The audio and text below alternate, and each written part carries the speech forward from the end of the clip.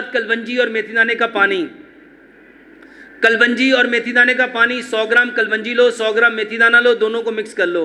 वल्लाह ये 100 बीमारियों का नहीं, ये हर बीमारी का इलाज है। क्यों इलाज है हर बीमारी का?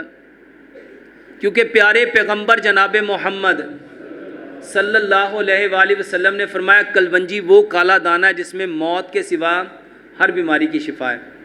तो 100 ग्राम कलवंजी लो, 100 ग्राम मेथी दाना लो, दोनों को मिक्स कर लो।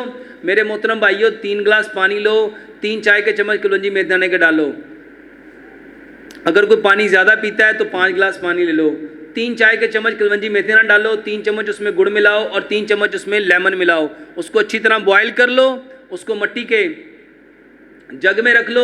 1.25 गिलास सुबह, 1.25 दोपहर, 1.25 शाम, खाने से आधा घंटा पहले ये लो।